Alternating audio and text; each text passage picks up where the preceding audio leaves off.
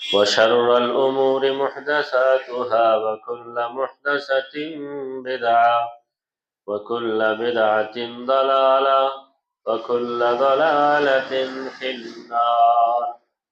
أما بعد، أعوذ بالله من الشيطان الرجيم. بسم الله الرحمن الرحيم. يا أيها الذين آمنوا اتقوا الله ولتنظر نفس ما قدمت لغد واتقوا الله إن الله خبير بما تعملون. وقال رسول الله صلى الله عليه وسلم: أكثروا ذكر هادم اللذات الموت، أو كما قال عليه الصلاة والسلام. শ্রদ্ধেয় সমাবেত মুসলিম ভাতৃবৃন্দ, সর্বাগ্রে যাবতীয় প্রশংসা, তারিফ ও স্তুতি সে আল্লাহ সুবহানাহু ওয়া তাআলার জন্য, যে রব্বুল জুল জালাল আমাদেরকে সুস্থ রেখেছেন, ভালো রেখেছেন এবং আজকে এখানে জুমার সালাত আদায় করার জন্য একত্রিত করেছেন। আল্লাহ সুবহানাহু ওয়া তাআলার আমরা প্রশংসা করে বলবো আলহামদুলিল্লাহ। তারপরে পরে অগণন দরুদ ও সালাম বর্ষণ হোক শেষ নবী আখিরি নবী হযরত মুহাম্মদ মুস্তাফা আহমদ মুজতবা সাল্লাল্লাহু আলাইহি ওয়াসাল্লামের উপরে। আল্লাহুম্মা সাল্লি আলাইহি আল্লাহুম্মা বারিক আলাইহি। সম্মানিত সুধী, আমি আপনাদের সম্মুখে আজকের খুতবাতে যে বিষয় নিয়ে কিছু কথা বলবো বলে মনে করেছি, সেটি হলো পার্থিব জীবনের মূল্য আখিরাতের জীবনের তুলনায় কতটুকু।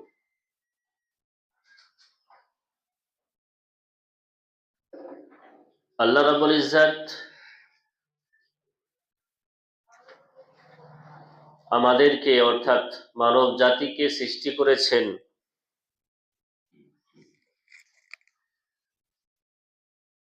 এবং সৃষ্টি করার পরে সমস্ত প্রকারের নিয়ামত দান করেছেন। নিয়ামতগুলি এই জন্যই দান করেছেন যে আমরা আল্লাহ সুবহানাহু ওয়া তাআলার নিয়ামতগুলিকে পেয়ে পৃথিবীর বুকের জীবন, পৃথিবীতে থাকাকালীন সময় যে অতিবাহিত করব, ওই সময় অতিবাহিত করার জন্য এ নিয়ামতের প্রয়োজন, সেজন্য দিয়েছেন। হাত, কান, চোখ, সমস্ত কিছু যে নিয়ামত আল্লাহ রাব্বুল আলামিন আমাদেরকে দিয়েছেন, সমস্ত কিছুই আখিরাতের প্রস্তুতির জন্য, পরকালের সঞ্চয়ের জন্যই আমরা যেন এই নিয়ামতগুলিকে ব্যবহার করি, সেই জন্যই আল্লাহ রাব্বুল আলামিন আমাদেরকে পৃথিবীতে নিয়ামত দিয়ে সৃষ্টি করেছেন, প্রেরণ করেছেন।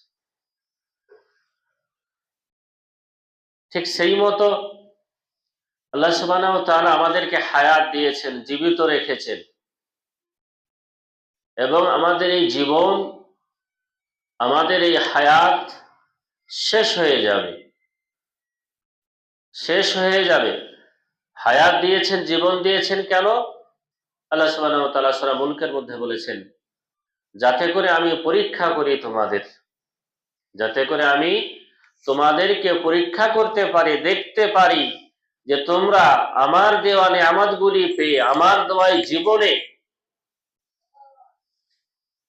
নেকির কাজ কতটুকু করছো আর গুনাহ বা পাপের কাজ কতটুকু করছো। আখেরাতে আমাদের নেকি কাজে আসবে, গুনাহ কাজে আসবে না। সে আখেরাতের জীবনকে পৃথিবীর বুকে থেকে কতটা নেকি সঞ্চয় করছি সেই জিনিসকে দেখার জন্য আল্লাহ রাব্বুল আলামিন আমাদেরকে হায়াত দিয়েছেন, বাঁচিয়ে রেখেছেন, পৃথিবীতে প্রেরণ করেছেন। আমরা আল্লাহ সুবহানাহু ওয়া তাআলার প্রদত্ত নিয়ামতগুলি পাওয়ার পরে ও নিয়ামতগুলির শুকরিয়া যদি আদায় না করি, কৃতজ্ঞতা জ্ঞাপন না করি, আল্লাহ রাব্বুল ইজ্জাতের ইবাদতের মাধ্যম দিয়ে যদি নিজের জীবন অতিবাহিত না করি, আল্লাহ সুবহানাহু ওয়া তাআলা রাসূল সাল্লাল্লাহু আলাইহি সাল্লামের অনুসরণ অনুকরণের মাধ্যম দিয়ে যদি নিজের সময় অতিবাহিত না করি, তাহলে কাল কিয়ামতের মাঠে আমাদের প্রত্যেকটি মুহূর্তের হিসাব, প্রত্যেকটি কর্মের হিসাব, প্রত্যেকটি কাজের হিসাব আল্লাহ সুবহানাহু ওয়া তাআলা নেবেন, পুঙ্খানুপুঙ্খানুভাবে হিসাব নেবেন। আপনার বয়স 30 বছর, 40 বছর, 60 বছর কিভাবে অতিবাহিত করেছেন, কোন পথে ব্যয় করেছেন, আল্লাহ সুবহানাহু ওয়া তাআলার ইবাদতের মাধ্যমে ব্যয় করেছেন না আল্লাহ সুবহানাহু ওয়া তাআলা ব্যতীত অন্য কারোর রেজামন্দি আর খুশনুদিতে আপনি ব্যবহার করেছেন, সমস্ত কিছু আল্লাহ সুবহানাহু ওয়া তাআলা হিসাব নেবেন। আল্লাহ রাসূল সাল্লাল্লাহু আলাইহি সাল্লাম পবিত্র হাদিসের মধ্যে বলেছেন, লা তাজুলু কদাম ইবনে আদম, লা তাজুলু কদাম ইবনে আদম, আদম সন্তানের পা আমরা কাল কিয়ামতের মাঠে ততক্ষণ পর্যন্ত এগিয়ে যেতে পারবো না, ততক্ষণ পর্যন্ত কোনো মানুষ এগিয়ে যেতে পারবে না, হাত্তা ইসআলা আন খামসিন আও আরবাঈন, যতক্ষণ না তাকে 5টি বিষয়ের ব্যাপারে জিজ্ঞাসা না করা হবে। 5টি বিষয় আল্লাহ রাব্বুল আলামিন আপনাকে দিয়েছিলেন আমানত স্বরূপ, নিয়ামত স্বরূপ, করুণা বা রহমত স্বরূপ। সেই 5টি বিষয়কে আপনি কিভাবে পৃথিবীর বুকে কাটিয়েছেন, ব্যবহার করেছেন, তার পুঙ্খানুপুঙ্খানুর হিসাব যতক্ষণ আল্লাহ রাব্বুল আলামিন নেবেন, ততক্ষণ পর্যন্ত আমরা এগিয়ে যেতে পারবো না, ততক্ষণ পর্যন্ত আমরা হিসাবের খাতা থেকে পরিত্রাণ পাবো না। তার মধ্যে 1 নম্বর হবে ওয়ান উমরিহি ফিমা আফনা, আপনার বয়সের ব্যাপারে, আপনার হায়াতের ব্যাপারে, আপনার জীবনের সমস্ত মুহূর্তের ব্যাপারে আল্লাহ সুবহানাহু ওয়া তাআলা জিজ্ঞাসা করবেন যে আপনি আপনার এই বয়সকে, আপনি আপনার এই সময়কে কিভাবে ব্যয় করেছেন, কোথায় খরচ করেছেন, কোথায় নষ্ট করেছেন সময়, পুঙ্খানুপুঙ্খানু হিসাব নেবেন। আপনার বয়স 40 বছর ছিল, 30 বছর ছিল, সেই মূল্যবান সময়কে আল্লাহ রাব্বুল আলামিনের ইবাদতের মাধ্যম দিয়ে অতিবাহিত করেননি, শয়তানের পদঙ্ক অনুসরণ করেছেন, বাতিলের পথে চলেছেন, অন্যায়ের সাথ দিয়েছেন। কাল কিয়ামতের মাঠে আপনি তৈরি থাকুন আল্লাহ সুবহানাহু ওয়া তাআলার হিসাব কিতাবের জন্য। তিনি আপনাকে ছাড় দেবেন না। পৃথিবীর বুকে টাকার গরমে, অর্থের গরমে, শক্তির গরমে, স্ট্যাটাসের গরমে, গোষ্ঠীর গরমে এই সমস্ত অহংকারে আপনি বেঁচে গেছেন, ধরা পড়েননি। কিন্তু কাল কিয়ামতের মাঠে যখন আল্লাহ সুবহানাহু ওয়া তাআলার সম্মুখে আপনি দাঁড় হবেন, তখন আপনার এই শক্তি, তখন আপনার মাল সম্পদ, তখন আর আপনার গোষ্ঠী কোনো কাজে আসবে না। পুঙ্খানুপুঙ্খানু হিসাব নেবেন, তারপরে আপনার পরিত্রাণ হবে। অতএব আমাদেরকে সজাগ হতে হবে যে সময়, যে বয়স, যে জীবন আল্লাহ সুবহানাহু ওয়া তাআলা আমাদেরকে দিয়েছেন, তার সমস্ত গুলিকে সম্পূর্ণরূপে ভালোভাবে সঠিক পথে ইবাদতের মাধ্যমে অতিবাহিত করা। শুধু তাই নয়, তারপরের বিষয় হলো ওয়ান শাবাবিহি ফিমা আবলা, আপনার এই যৌবনকাল, এই যৌবনকাল, ইয়ং পিরিয়ড, যেটি আপনার কাছে অত্যন্ত প্রিয় সময়, অত্যন্ত পছন্দের সময় হলো আমাদের যৌবনকাল। এই যৌবনকালে আমরা সমস্ত কিছু করি, যৌবনকালে বিয়ে করি, যৌবনকালে অর্থ সঞ্চয় করি, যৌবনকালে সব সন্তান সন্ততি লালন পালন করি, এই যৌবনকালেই আমরা ঘর বাড়ি করি। আমরা জানি যতদিন যুবক আছি, শরীরে আমার শক্তি আছে, যতদিন আমি যৌবন আমি ধরে রাখতে পেরেছি বা যৌবন কাল আছে, ততদিন আমার উপার্জন করার সময়, যৌবন কাল যখন অতিবাহিত হয়ে যাবে, বৃদ্ধ হয়ে যাব, বয়স্ক হয়ে যাব, তখন আমার হাত পা ঠিক মতো কাজ করবে না, তখন আমি আর উপার্জন ঘর বাড়ি কিছুই করতে পারবো না। এটাই বাস্তব। কিন্তু আমরা এই যৌবন কালকে কিভাবে অতিবাহিত করছি? আল্লাহর ইবাদতের মাধ্যমে কতটা সময় দিচ্ছি? আল্লাহকে সন্তুষ্ট করার জন্য কোন কাজটি করছি, আর কোন কাজটি শয়তানকে সন্তুষ্ট করার জন্য করছি, সেই চিন্তা ভাবনা আমরা করে দেখি না। বেশিরভাগ মানুষ আমরা এই যৌবন কালকে আল্লাহ রাব্বুল আলামিনের ইবাদত থেকে অনেক দূরে সরিয়ে রেখেছি। অন্যায়, অশ্লীলতায়, ঘৃণিত কাজে, পাপের কাজে আমরা বেশি জড়িত রেখেছি। আল্লাহ রাসূল সাল্লাল্লাহু আলাইহি ওয়াসাল্লাম সুসংবাদ দিয়ে বলেছেন, কাল কিয়ামতের মাঠে যখন মানুষ অত্যন্ত ভয়ে ভীত হয়ে রৌদ্রের গরমে, সূর্যের তাপে এখানে সেখানে ছোটাছুটি করবে, কোথাও তারা নাজাত পরিত্রাণ পাবে না, কোথাও একটু ছায়া পাবে না। রৌদ্র, সূর্য যে দূরে আছে, একটুখানি রৌদ্রে বসে থাকলে আমাদের শরীর তেতে যায়, ঘেমে যায়। কাল কিয়ামতের মাঠে এই সূর্য আমাদের মাথার অতি নিকটে চলে আসবে। মাথার অতি নিকটে আসার ফলে মানুষ সূর্যের তাপে, রৌদ্রে নিজের ঘামেই নিজে হাবুডুবু খাবে, ঘামবে। সেই ঘাম আপনার ডুবে যাবেন আপনি ঘামে। কারো ঘাম হবে হোঁটো অব্দি, কারো কোমর অব্দি, কারো আবার বুক অব্দি, কারো আবার মাথা অব্দি, কেউ আবার নিজের ঘামেই হাবুডুবু খাবে, ডুবে যাবে। সেই প্রখর রোদ থেকে, ওই সূর্যের তাপ থেকে বাঁচার জন্য সাবআতুন ইযিল্লুহুমুল্লাহু ফি যিল্লিহি ইয়াওমা লা যিল্লা ইল্লা যিল্লুহু, আল্লাহ রাসূল সাল্লাল্লাহু আলাইহি ওয়াসাল্লাম বললেন, 7 শ্রেণীর মানুষ কাল কিয়ামতের মাঠে আল্লাহ রাব্বুল আলামিনের আরশের ছায়াতলে স্থান পাবে। তাদেরকে রোদ লাগবে না, ও রোদ থেকে পরিত্রাণ পাবে 7 শ্রেণীর মানুষ। ওই 7 শ্রেণীর মানুষের মধ্যে এক ধরনের মানুষ হলেন ওয়াশাবুন নাশা ফি ইবাদাতিল্লাহ, সেই যুবক, সেই যুবতী, সেই যুবকের দল, সেই যুবতীর দল যারা নিজের যৌবন কালকে, নিজের যৌবন অবস্থাকে আল্লাহ রাব্বুল আলামিনের ইবাদতে অতিবাহিত করেছে, আল্লাহ রাব্বুল আলামিনের স্মরণে, আল্লাহ রাব্বুল আলামিনের জিকির আজকারে, আল্লাহ রাব্বুল আলামিনের অনুগত্যে, আল্লাহ রাব্বুল আলামিনকে সন্তুষ্ট করার জন্য সমস্ত যৌবন কালকে ব্যয় করে দিয়েছে। সেই ব্যক্তি কাল কিয়ামতের মাঠে ওই বিভীষিকা ময়দানে আল্লাহ রাব্বুল আলামিনের আরশের ছায়াতলে স্থান পাবে। সম্মানিত সুধী, অতএব আমাদের হাতে এখনো সময় আছে, আমাদের হাতে এখনো টাইম আছে, যে আমরা যে সময় পেয়েছি, যে বয়স পেয়েছি, সেই বয়সকে সঠিকভাবে কাজে লাগাতে হবে। অন্যায় থেকে, অশ্লীলতা থেকে, পাপ থেকে, গুনাহ থেকে, শরীয়ত বিরোধী কর্ম থেকে, শিরক বেদাত থেকে আমাদেরকে বেরিয়ে আসতে হবে এবং তাওহীদের প্রতি প্রতিষ্ঠিত থেকে, একত্ববাদের প্রতি দাঁড়িয়ে থেকে আল্লাহ সুবহানাহু ওয়া তাআলার ইবাদত বান্দেগীর মাধ্যম দিয়েই নিজের সময়কে কাটাতে হবে। আল্লাহ রাব্বুল আলামিন সূরা হাশরের মধ্যে মানুষকে সম্বোধন করে বলছেন, ইয়া আইয়ুহাল্লাযীনা আমানুত্তাকুল্লাহ ওয়াল তানজুর নাফসুম মা কদ্দামাত লিগাদ। হে ঈমানদারেরা, হে মুমিনেরা, তোমরা আল্লাহকে দেখে ভয় করো, তোমাদের অন্তরে আল্লাহর ভীতি থাকবে। তুমি যদি মুমিন হও, তুমি যদি মুসলমান হও, তুমি পাপ থেকে, অন্যায় থেকে দূরে সরে থাকবে, তোমার দ্বারা পাপ হতে পারে না।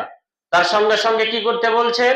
ওয়াল তানজুর নাফসুম মা কদ্দামাত লিগাদ।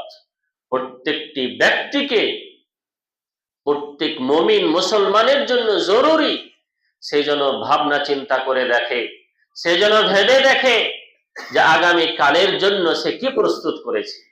কাল কিয়ামতের মাঠে মৃত্যুর পরের যে জীবন স্থায়ী জীবন, যে জীবনের কোনো শেষ নেই, সেই পরকালের জন্য সে কি রেডি করছে, কি প্রস্তুত করছে, সেই দিকে সে যেন চিন্তা ভাবনা করে।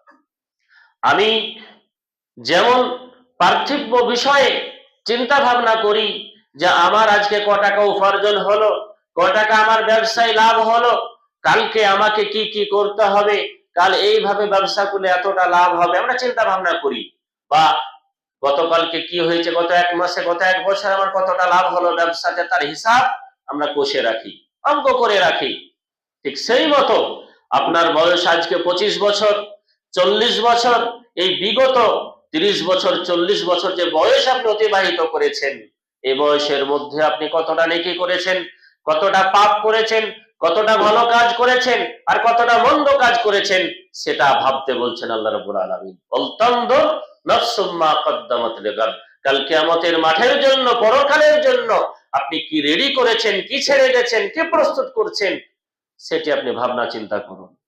ভাবনা চিন্তা যদি না করি, তাহলে আমাদের মতো হতভাগা ব্যক্তি আর কেউ হতে পারবে না। কাল কিয়ামতের মাঠে যখন আপনি আল্লাহ রাব্বুল আলামিনের আযাব দেখবেন, জাহান্নামের অগ্নিকুণ্ড দেখবেন, জাহান্নামের ভয়াবহতা দেখে অন্তরে ভয় লেগে যাবে, তখন আপনি আল্লাহ রাব্বুল আলামিনকে বলবেন হয়তো, হে আল্লাহ, তুমি আমাকে পৃথিবীর বুকে আবার প্রেরণ করো।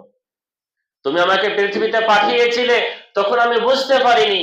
রব্বানা ফারজি'না, হে আল্লাহ, তুমি আমাকে পৃথিবীর বুকে পুনরায় প্রেরণ করো। সূরা সাজদার মধ্যে আল্লাহ রাব্বুল আলামিন বলেছেন, দ্বিতীয়বার আমাকে পৃথিবীতে পাঠিয়ে দাও, এইবার আর আমি ভুল করব না।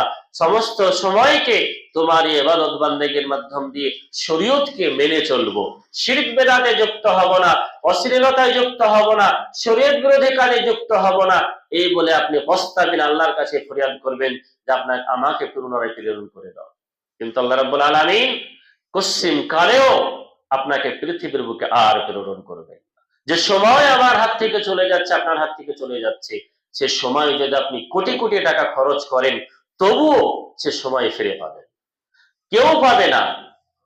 তাহলে যে সময়টুকু আমি আপনি পাচ্ছি, সে সময়কে আখিরাতের প্রস্তুতির জন্য, পরকালের প্রস্তুতির জন্যই ব্যবহার করতে হবে।